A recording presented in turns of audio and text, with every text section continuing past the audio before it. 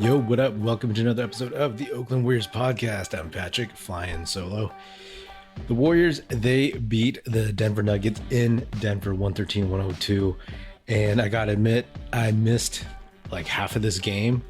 I was watching James Wiseman play in the G League, and I will actually get to that a little bit later.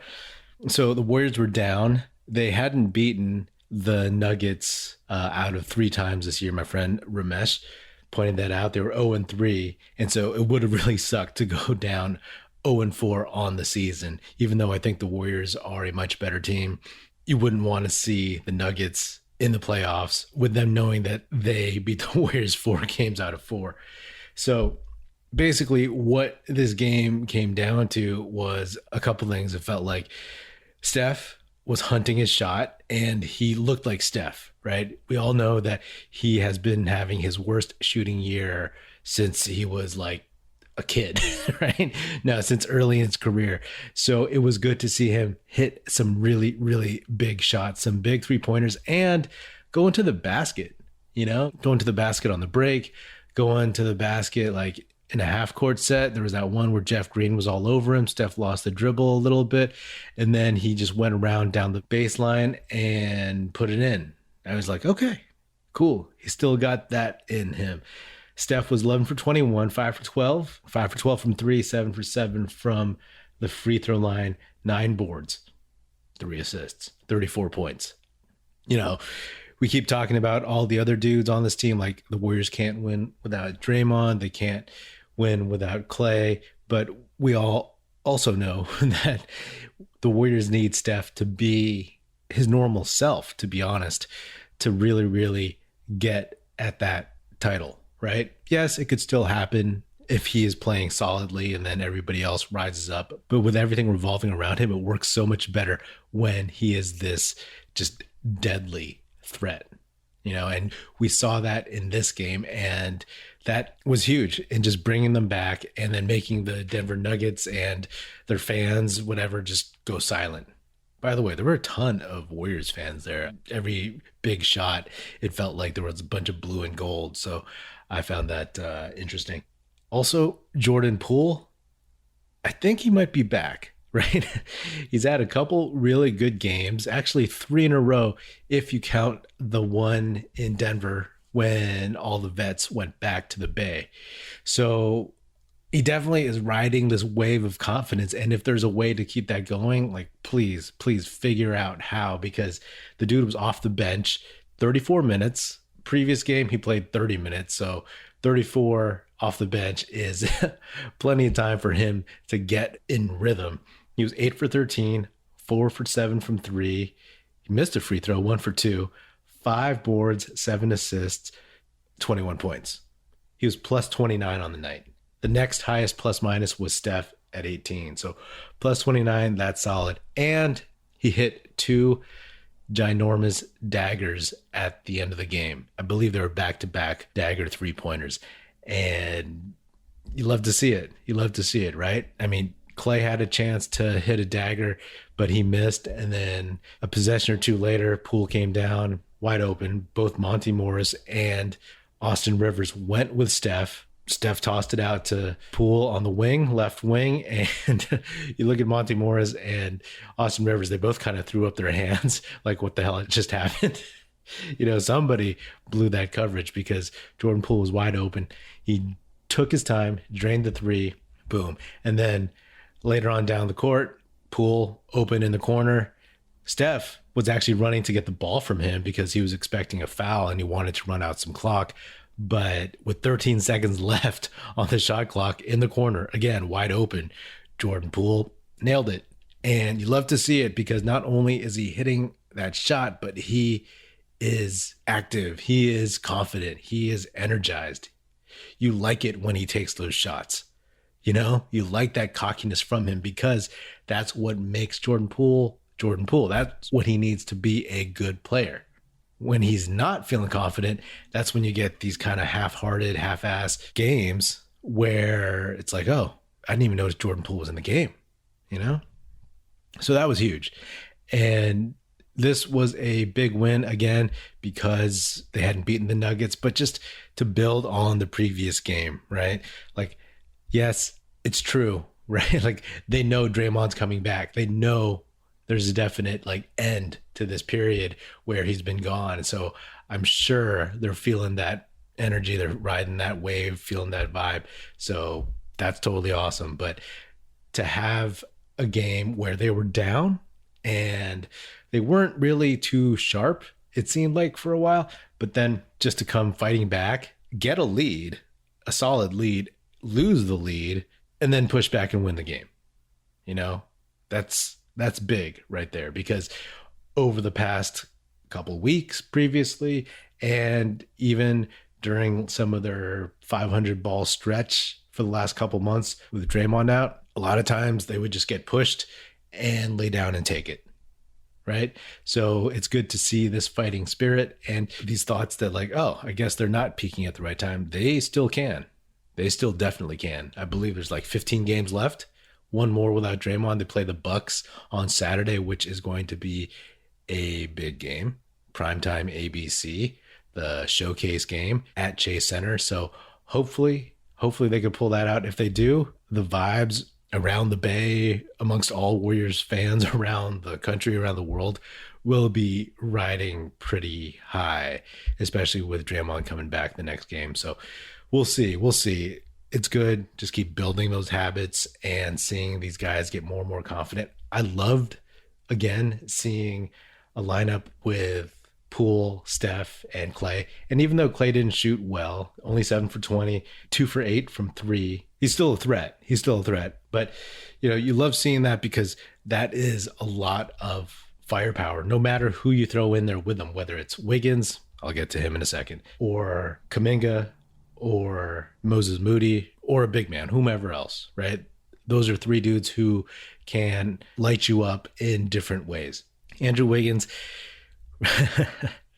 3 for 11, 1 for 7 from 3, 0 for 3 from the line. That's no good, man. 7 points. So I was texting my friend Ramesh, who's been on this podcast a few times, and he was telling me that Wiggins is killing us. He's not looking very good. And I was like, well, we kind of knew that eventually he might turn into a pumpkin again. And I like Wiggins. Seems like a good dude. And yeah, I still think he deserved to be an all-star starter. And I always said that this was going to be his best and only chance to be an all-star. So great. But you also know that he can fade to the background a little bit. He will have his moments for sure. He will rise up. But like I said in the last episode, Kuminga, Moses Moody, those guys are more of the future in all likelihood at the 3 spot, right? Each of them playing minutes at the 3, Kuminga moving up to the 4, sometimes 5, and Moody playing like 3 and 2. So there, that's that.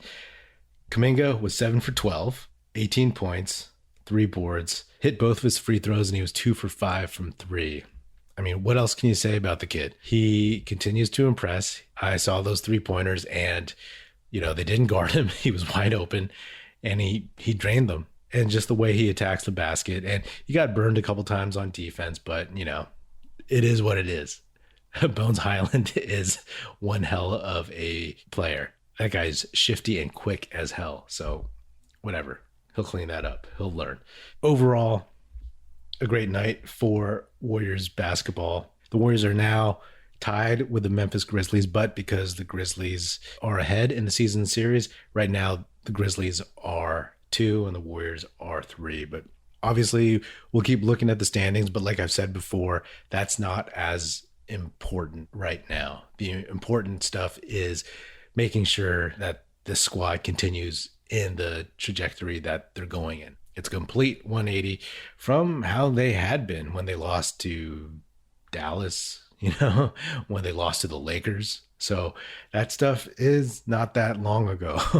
So yes, as quickly as it can turn one way, it could turn the other. But with all things moving in a positive direction, with Draymond coming back and with James Wiseman, who I'm about to get to, with James Wiseman looking solid, I feel like the momentum is pretty strong in the right direction.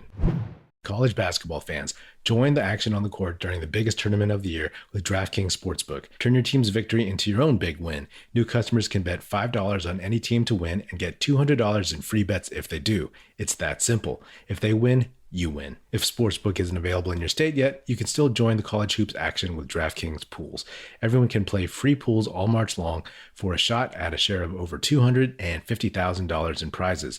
Simply join a pool and answer questions like, who will make it to the next round, and who will hit the most three-pointers? Then track your results. Download the DraftKings Sportsbook app now. Use promo code TBPN. Bet $5 on any college hoops team to win and get $200 in free bets if they do. If they win, you win with promo code TBPN this week at DraftKings Sportsbook.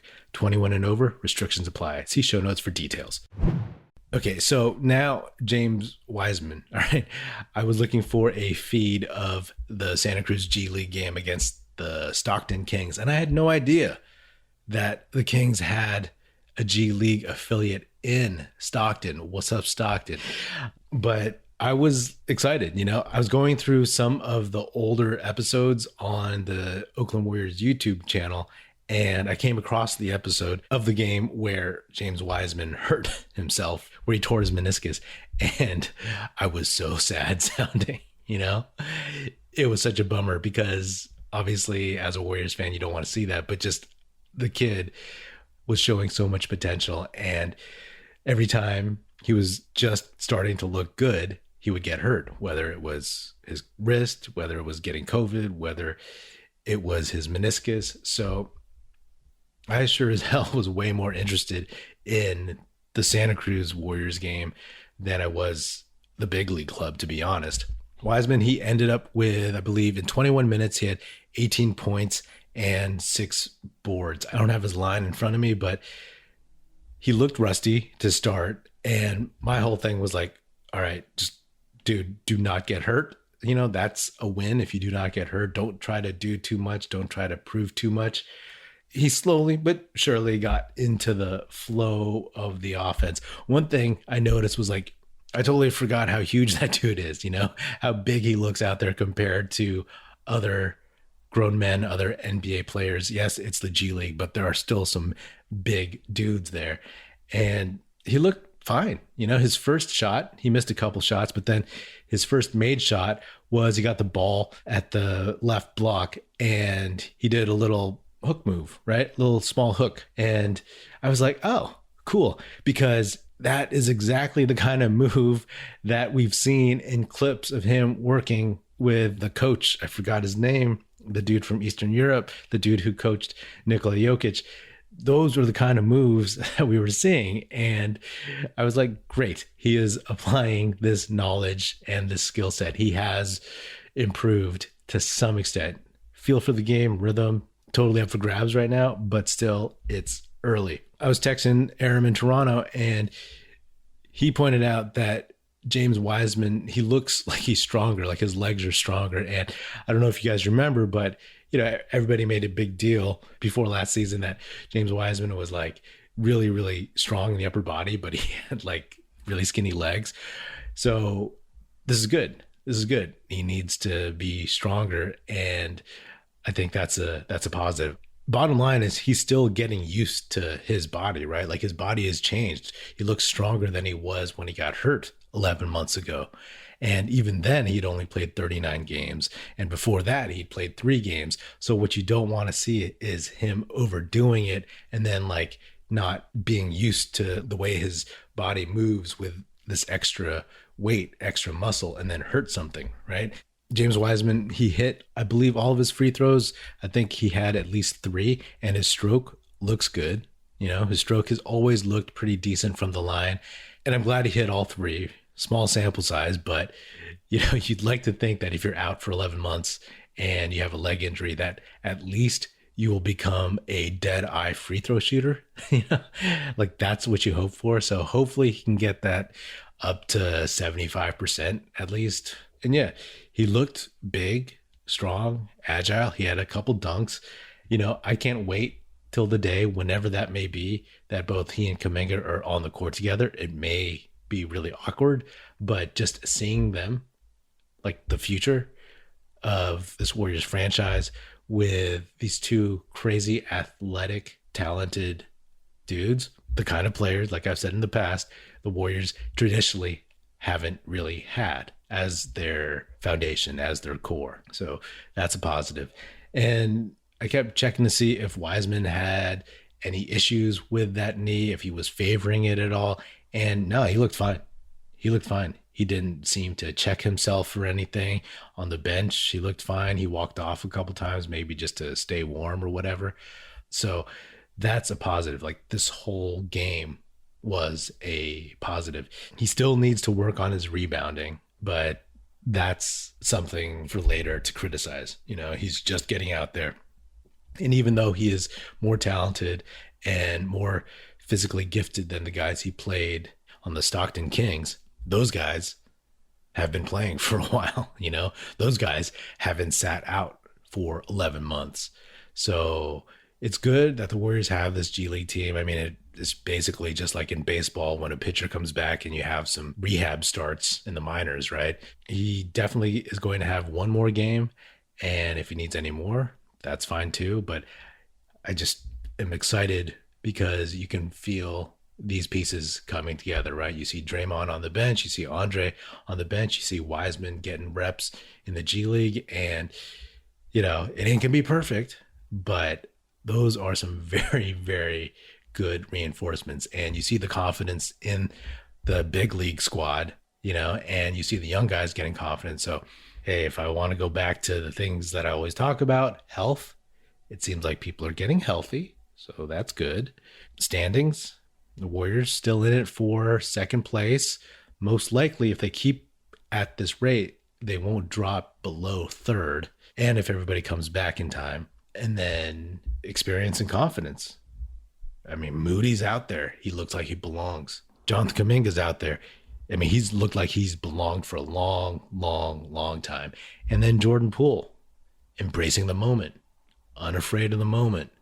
The only person who's kind of fallen back, of course, is Andrew Wiggins. But overall, those three things, health, playoff positioning, and preparing new guys, young guys for these high leverage games, those are all trending upwards. You know, I won't say that everything is set, but they're all moving in the right direction for this team to potentially peak. I mean, again, like I said, things can stop on a dime and change, but we'll see. We'll see. By the way, man, I had no idea that Quinn Cook was in the G League playing for Stockton. And also, I forgot Jacob Evans was in the G League for the Warriors. So when James Wiseman was on the bench, I was like, wow, I'm literally here watching Quinn Cook play against Jacob Evans and Chris Chiozza. Anyway, so that's my coverage of 2 games. I think that's the first time I've done that. Hopefully I don't have to do that too many more times in the future. I'm tired. Anyway, that is another episode of the Oakland Warriors podcast. Be sure to subscribe wherever you get your podcast. Feel free to hit me up on Twitter at Patrick Epino, EPINO, or at Oakland Warriors. Check us out at oaklandwarriors.com, and be sure to check out our new YouTube channel, Oakland Warriors. The link will be in the show description. And be sure to tell your fellow Warrior fan friends to tune in and listen. The Oakland Warriors podcast is produced by National Film Society and is a part of the Basketball Podcast Network. And if you're so inclined, please do give us a 5-star rating on Spotify and Apple Podcasts, and leave us a nice review on Apple Podcasts. That would be hugely helpful and very much appreciated. Thanks for listening. That's it. Music in this episode provided by Paper Sun. Special thanks to Paul Amardo for production support. See you next time.